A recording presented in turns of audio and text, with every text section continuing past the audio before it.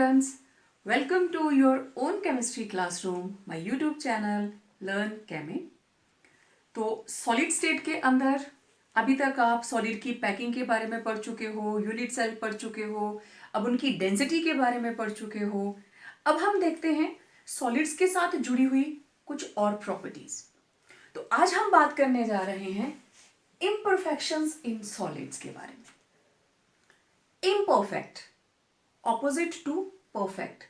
तो पहले हम ये देखें परफेक्ट क्या है। मैंने A पॉजिटिव केटाइन ले लिया और B नेगेटिव एनाइन ले लिया, ठीक है।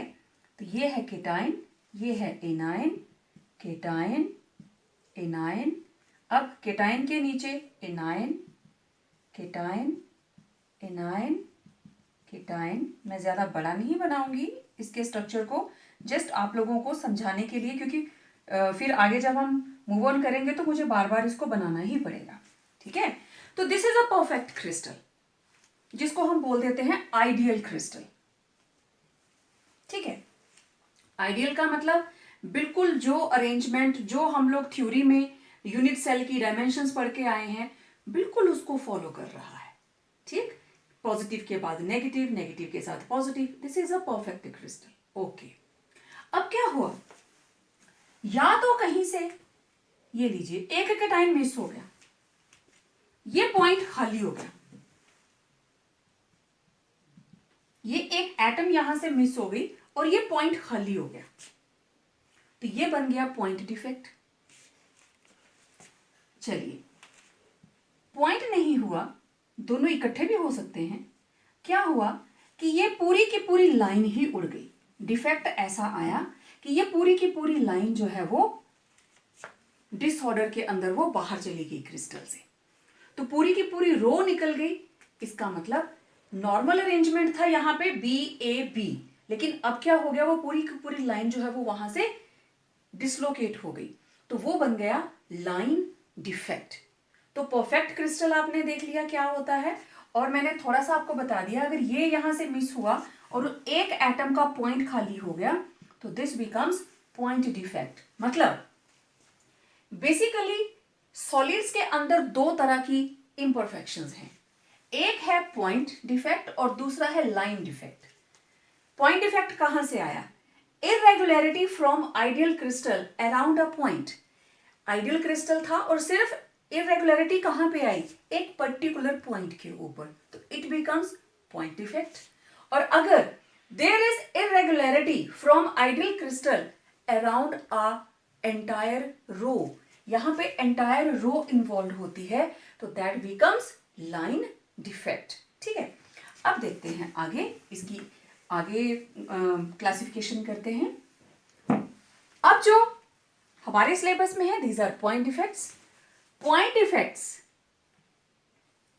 ये है दो तरह के, रादर तीन तरह के, तीनों इसी में हम लेंगे। तीन तरह के हैं पॉइंट डिफेक्ट्स। एक है स्टोइकियोमेट्रिक डिफेक्ट्स, दूसरे है non stoichiometric defects, and third is impurity defects.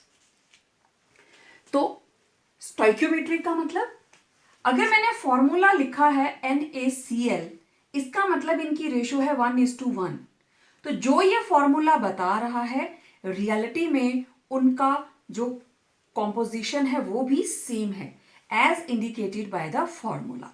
Those compounds are called stoichiometric compounds. तो अब स्टोइकियोमेट्रिक डिफेक्ट कैसे पड़ेगा, ये रेशो चेंज हो जाएगी, उन कंपाउंड्स के अंदर आएगा जिनमें स्टोइकियोमेट्री फॉलो की जाती है। अब नॉन स्टोइकियोमेट्रिक डिफेक्ट, देखिए मैं एक एग्जांपल लेती हूं, मेरे पास है FeO। अब देखने में ये लग रहा है 1:1, लेकिन क्योंकि इसके अंदर नॉन स्टोइकियोमेट्रिक डिफेक्ट होता है, तो इसमें आयरन की जो नंबर ऑफ एटम्स हैं वो 0.1 से लेके 0.93 तक वेरी करती हैं। मतलब ये कंपाउंड अगर ऐसे लिखा है तो यहाँ पे आयरन 1 नहीं होगा, इट मे बी 0.93। ये 1 है और ये थोड़ा सा कम है, मीन्स डिफेक्ट आ गया है इसमें। फॉर्मूला जो दिखा रहा है एक्चुअली फॉर्मूला वो नहीं है, और इधर वो फॉर्मूला मेंटेन रहेगा। स्टोइकियोमेट्री के अंदर। ठीक है, तो ये थे stoichiometric and non stoichiometric defects. अब स्टोइकियोमेट्री के अंदर हम किसको स्टडी करते हैं? दो डिफेक्ट्स हैं, एक है स्कॉटकी और दूसरा है Frenkel. Schottky and Frenkel defect very important from examination point of view. और नॉन स्टोइकियोमेट्री के अंदर हम पढ़ते हैं metal excess and metal deficient. ये दो तरह के डिफेक्ट जो हैं वो हम नॉन स्टोइकियोमेट्री के अंदर स्टडी करेंगे। अब बारी आई इम्प्योरिटी डिफेक्ट्स की। What are impurity defects? Impurity दो तरीके से ऐड हो सकती है। एक, हम सोडियम क्लोराइड का क्रिस्टल बना रहे थे और उसके अंदर मान लीजिए थोड़ा सा स्ट्रोंशियम क्लोराइड ऐड हो गया, तो इसकी वजह से यहां पे डिफेक्ट आ जाएगा, क्योंकि स्ट्रोंशियम के ऊपर चार्ज होता है 2 पॉजिटिव, तो वो क्या करेगा, 2 सोडियम आयंस को उसके क्रिस्टल से हटा देगा। डिटेल हम लेटर ऑन लेंगे जब हम इसको स्टडी करेंगे।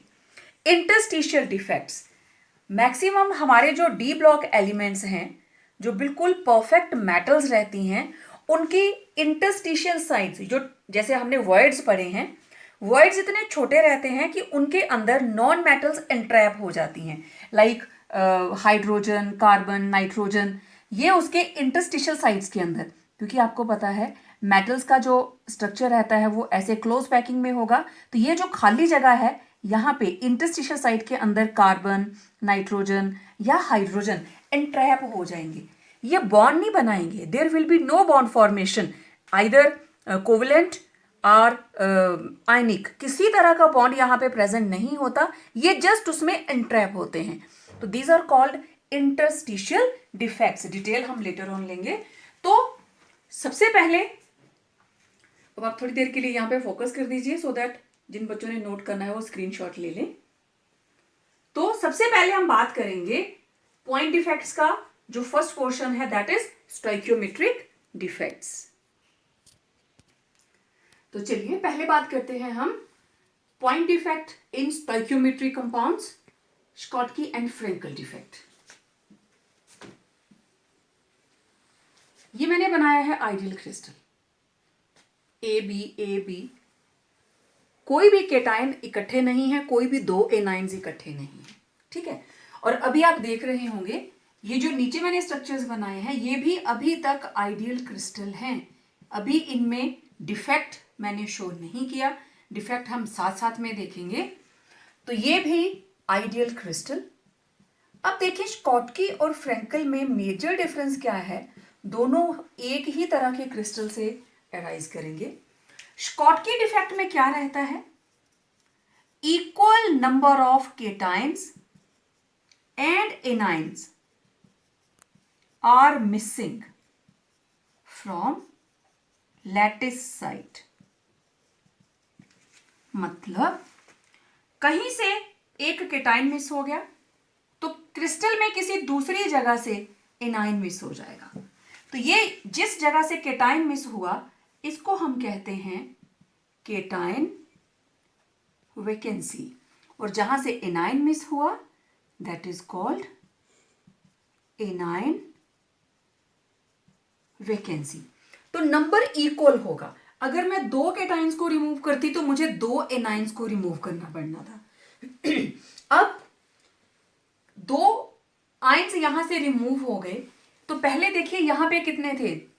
2, 4, 6 और 8। 8 ए पॉजिटिव और 8 ही बी नेगेटिव। लेकिन अब यहां पे ए भी कम हो गए और बी भी कम हो गए। मतलब इस डिफेक्ट की वजह से डेंसिटी क्या हो जाती है? डिक्रीज। ठीक है, और ये किन सॉलिड्स के अंदर आता है? जिनका कोऑर्डिनेशन नंबर होता है हाई, 4 से ऊपर रहना चाहिए। कोऑर्डिनेशन नंबर हाई, ऑक्टाहेड्रल हो या क्यूबिक हो। और cation and anion are of same size. उनके साइजेस जो है they should be almost same. ठीक है, तो स्कॉटकी डिफेक्ट में क्या हुआ? Equal number of cation and anion are missing from the lattice site, और वहां क्या क्रिएट हो जाती है? वैकेंसीज, केटाइन की वैकेंसी केटाइन वैकेंसी और एनाइन की वजह से जो वैकेंसी क्रिएट हुई दैट इज एनाइन वैकेंसी। अब इसको कंपेयर करते हुए चलिए देखें फ्रेंकल डिफेक्ट क्या है। फ्रेंकल डिफेक्ट में क्या हुआ, अभी ये आइडियल क्रिस्टल, कहीं से एक केटाइन मिस हो गया, लेकिन वो क्रिस्टल छोड़कर नहीं जाएगा। कहां चला जाएगा, अपनी नियर बाय इंटरस्टिशियल साइट के अंदर। ये देखिए दिस इज इंटरस्टिशियल साइट। तो ये यहां पे इसने क्या क्रिएट कर दी, दिस इज केटाइन वैकेंसी। और ये कहां चला गया, ये केटाइन कहां आ गया, केटाइन इन इंटरस्टिशियल साइट। तो जितने ए थे उतने ही हैं, जितने बी थे उतने ही हैं, बाहर कोई नहीं गया। तो density does not change, density को कोई फर्क नहीं पड़ा। लेकिन इस डिफेक्ट में होता क्या है, cation is missing from normal site and present in interstitial site। अपनी नॉर्मल पोजीशन छोड़कर वो चला जाता है इंटरस्टिशियल साइट के अंदर।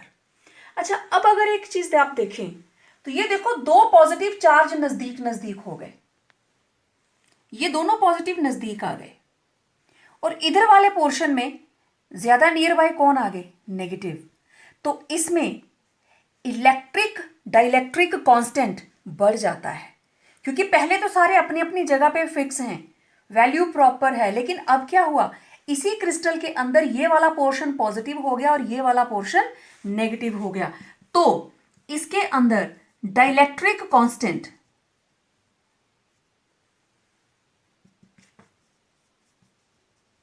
इंक्रीज कर जाता है। और ये स्पेशली किस में आता है, जिसमें एनाइन बड़े साइज के होंगे और केटाइन छोटे साइज के होंगे, क्योंकि तभी वो इंटरस्टिशियल साइट के अंदर एडजस्ट हो सकते हैं। तो यहां पे क्या होता है, cations are very small then anions. तो डेंसिटी को कोई फर्क नहीं पड़ा, केटाइन मिस हुआ और इंटरस्टिशियल साइट के अंदर चला गया। ठीक है, तो ये था स्कॉटकी एंड फ्रेंकल डिफेक्ट। तो इसके स्कॉटकी डिफेक्ट की एग्जांपल्स देखें। सोडियम क्लोराइड, आपको पता है इसका coordination number 6:6। Caesium chloride coordination number 8:8। ठीक है, तो ये रही इसकी एग्जांपल्स।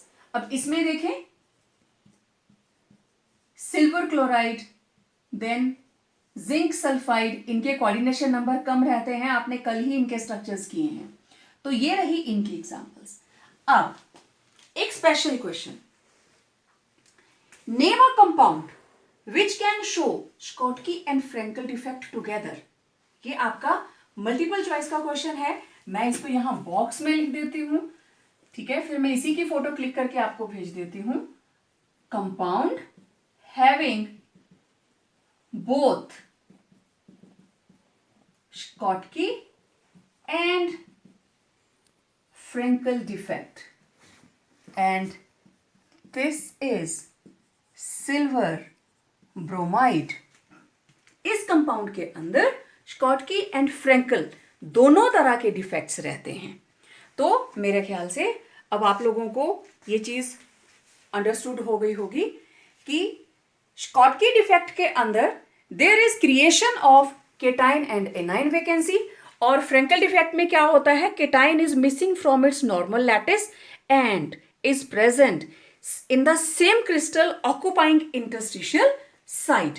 तो यहां पे डेंसिटी को कोई फर्क नहीं पड़ेगा, यहां डेंसिटी को फर्क पड़ेगा। इधर डाइलेक्ट्रिक कांस्टेंट इंक्रीज हो जाता है क्योंकि चार्ज सेपरेशन आ जाती है, केटाइन केटाइन एक साइड को हो गए और ये दोनों एनाइन एक साइड को हो गए।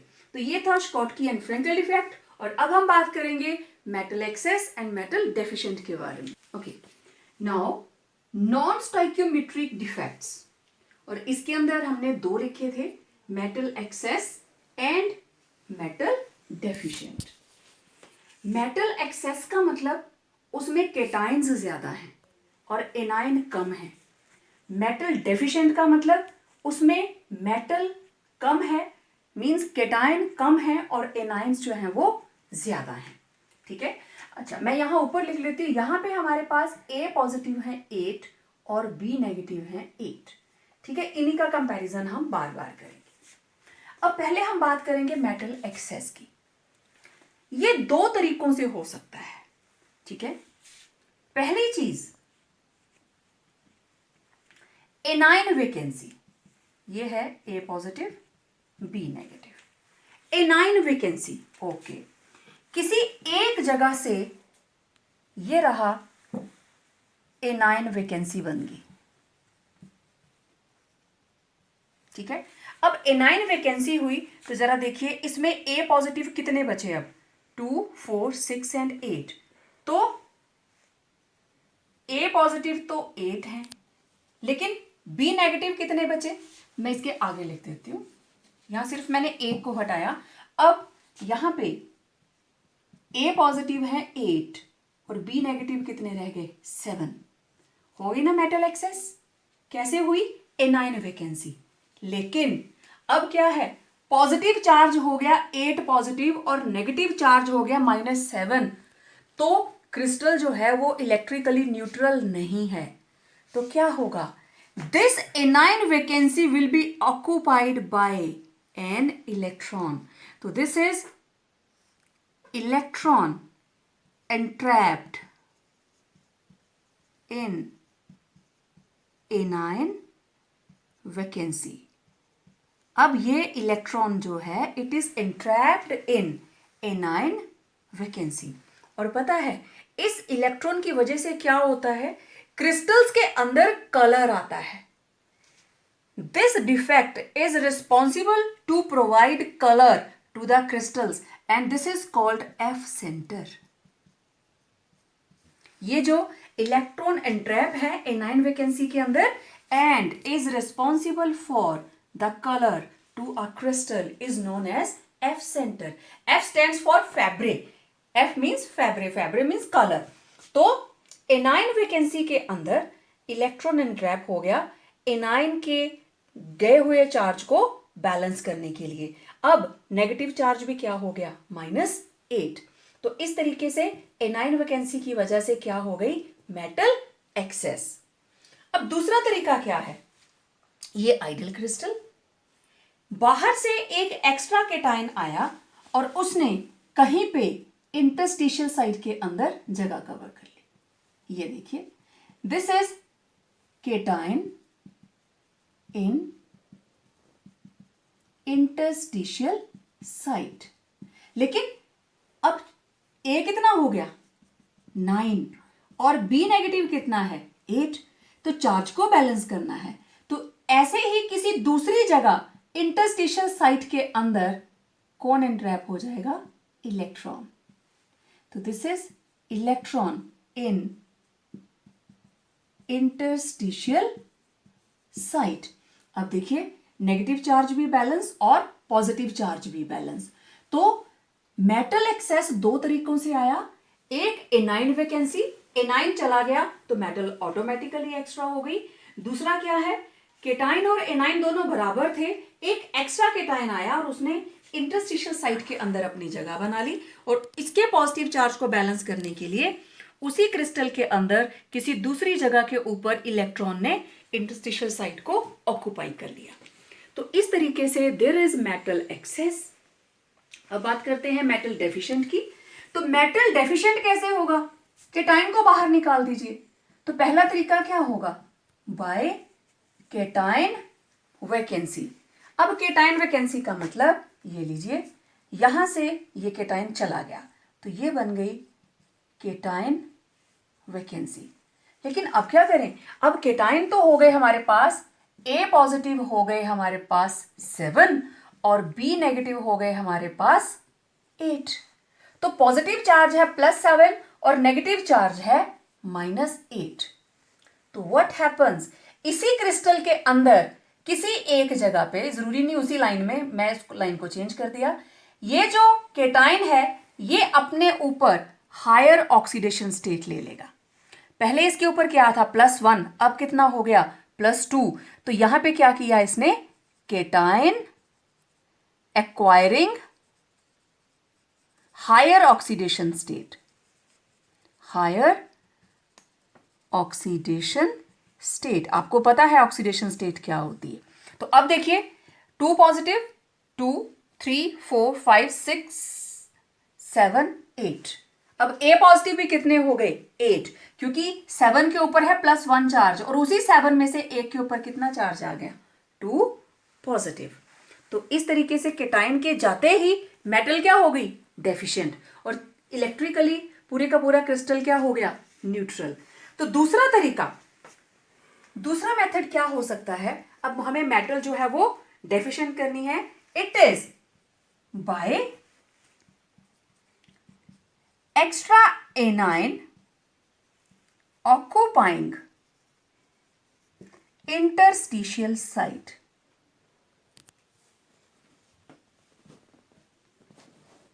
अब यहां पे किसी एक जगह पे लेट इट बी, यहां पे आ गया B नेगेटिव, ठीक है। अब क्या हुआ, A पॉजिटिव तो 8 थे, B नेगेटिव हो गए 9, और मुझे मेटल डेफिशिएंट ही रखनी है, A कम ही आ रहे हैं, B 9 हो गए। तो अब इसको इलेक्ट्रिकली न्यूट्रल करने के लिए क्या किया जाए, बिल्कुल सही, जिन बच्चों ने ऊपर वाले को ध्यान से सुना होगा, बिल्कुल पहले की तरह एक केटाइन अपने ऊपर हायर ऑक्सीडेशन स्टेट एक्वायर करेगा। तो ये रही extra anion in interstitial site, और इधर मेटल एक्वायरिंग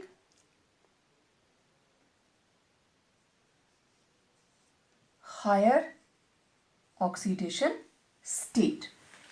तो मेटल कम कैसे हुई, या तो एक केटाइन चला जाए तब हो जाएगी, या फिर केटाइन उतने ही रहे, एक एनाइन एक्स्ट्रा ले आओ, ठीक है। तो इस तरीके से मेटल एक्सेस और मेटल डेफिशिएंट डिफेक्ट्स जो हैं, ये नॉन स्टोइकियोमेट्रिक, जो हमारे पास सॉलिड्स हैं नॉन स्टोइकियोमेट्रिक, ये चीज उनके अंदर आती है। अब ये वाला डिफेक्ट जो है मेटल डेफिशिएंट, ये किसमें, मैंने आपको एग्जांपल दिया था ना FeO का, कि उसमें देखने में लगता है इट इज 1:1, बट ये रहता क्या है 0.93 एंड O, एनाइंस उतने ही रहे, लेकिन आयरन अपनी जगह से मिस हो गया। अगर ये सारे A पॉजिटिव की जगह Fe2 पॉजिटिव होता, तो यहां पे एक जगह आयरन अपने ऊपर Fe3 पॉजिटिव चार्ज ले लेगा, एक चार्ज एक्स्ट्रा ले लेगा। तो इस तरह से जो डिफेक्ट है, this is metal deficient defect. It was all about non stoichiometric defects. Now next impurity defects. Point defects के अंदर ये थर्ड कैटेगरी है। इंप्योरिटी डिफेक्ट कैसे हो सकते हैं, एक है by the addition of other salts, दूसरा है इंटरस्टिशियल डिफेक्ट, ठीक है। पहले इंटरस्टिशियल डिफेक्ट की बात करते हैं। ये हमारे पास मेटल की क्लोज पैकिंग, ठीक है, इसके बीच में ये जो इंटरस्टिशियल साइट है, इसके अंदर अनटैप हो जाती हैं नॉन मेटल्स, कौन सी, small, like carbon, hydrogen, nitrogen etcetera. तो हमारे पास जैसे एग्जांपल्स हैं titanium hydride, manganese hydride, titanium के साथ कार्बन मिक्स हो जाता है, तो इस साइट के अंदर या तो हाइड्रोजन एनट्रैप होगी, या नाइट्रोजन, या oxygen. There will be no type of any bonding, no type of bonding, neither covalent nor ionic, क्योंकि इसमें ये जो नॉन मेटल्स हैं, होस्ट मेटल के साथ non metal and host metal no chemical bond, इनके बीच में किसी तरह का केमिकल बॉन्ड नहीं होता। तो ये जस्ट उसकी इंटरस्टिशियल साइट्स के अंदर जब इनकी प्रेपरेशन होती है, हम मेटलर्जिकली इनको एक्सट्रैक्ट करते हैं, तो ये इम्प्योरिटीज इसके बीच में फंस जाती हैं, वहीं पे रह जाती हैं। तो दूसरा है by the addition of other salt. Okay, ये मैंने बनाया है सोडियम क्लोराइड का क्रिस्टल। तो आप देख सकते हो sodium chloride, sodium chloride, sodium chloride as it is है। तो हुआ क्या, हमने सोडियम क्लोराइड के क्रिस्टल के स्ट्रोंशियम क्लोराइड के वेपर्स के अंदर इसको हीट किया। तो सोडियम क्लोराइड में थोड़ी सी इंप्योरिटी स्ट्रोंशियम क्लोराइड की आई। कैसे? इसने क्या किया, स्ट्रोंशियम ने सोडियम को हटाकर उसकी जगह ले ली। लेकिन अब क्या हो गया, पॉजिटिव चार्ज कितना हो गया, 9, 2, 4, 3, 7 और 2, 9।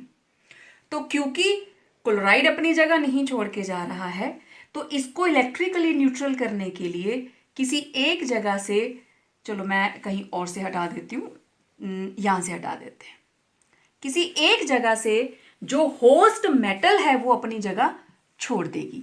तो ये क्या हो गई, यहाँ पे केटायन वैकेंसी। तो जो इम्प्योरिटी है,